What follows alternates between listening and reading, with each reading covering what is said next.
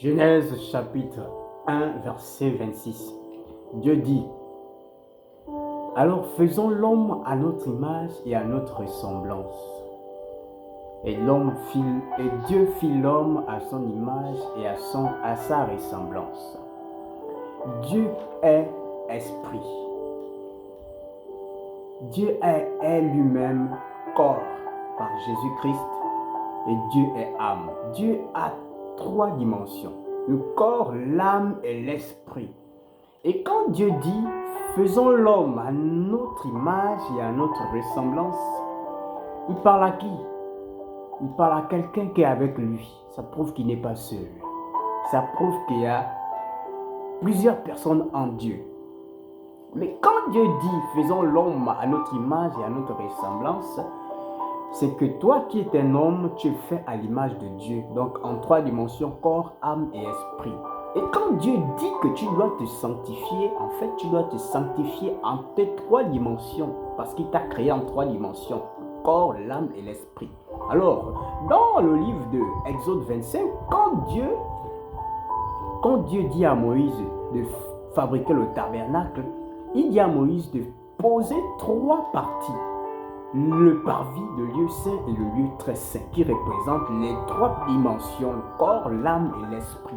Donc quand Dieu dit que tu dois te sanctifier, en fait tu dois te sanctifier ton corps, ton âme et ton esprit. Mais la Bible dit que les parvis étaient le premier lieu, la première étape. Si on parle de l'école de la sanctification, le parvis est le CP1. Le parvis est la maternelle.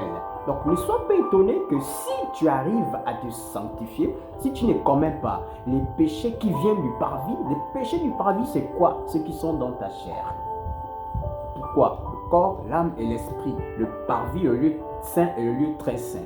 Alors, ton parvis, ta sanctification, la sanctification de ton parvis, c'est quand tu te sanctifies par le corps. Et c'est le CP1.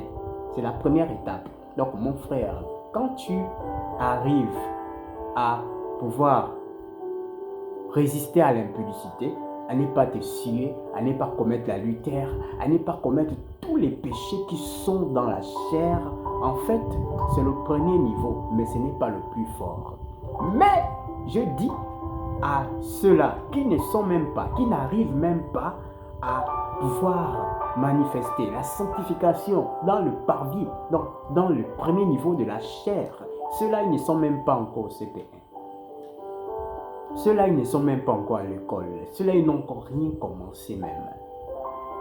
Donc, si tu arrives à pouvoir te sanctifier dans la chair, c'est bien, mais ce n'est pas un exploit. Ne sois pas fier, ne dis pas que tu fais trop. Il manque encore 2 étapes, mon frère. Il manque encore ton âme, il manque ton esprit.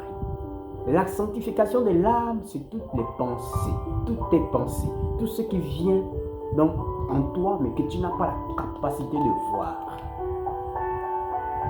Tu dois être capable à pouvoir être sain, même dans tes pensées, même dans l'invisible. Qu'est-ce que tu penses quand tu es seul? Qu'est-ce que tu penses quand tu vois quelque chose qui t'attire? Qu'est-ce qui te traverse l'esprit? Et voici aussi la sanctification de l'esprit. C'est ton adoration. Comment tu sers Dieu? Quelle est ta dimension? Quelle est ta dimension?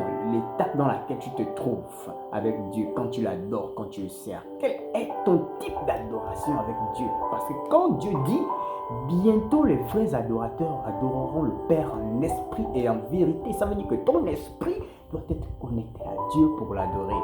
Mais qu'est-ce que tu fais? Quelle est ta dimension? Quelle est la dimension de ton adoration envers ton Dieu? Mon frère, le lieu saint, le parvis, le lieu saint et le lieu très saint. Corps, âme et esprit, comme Dieu est Dieu. Vivons la sanctification et la sainteté pour notre vie. Sois béni.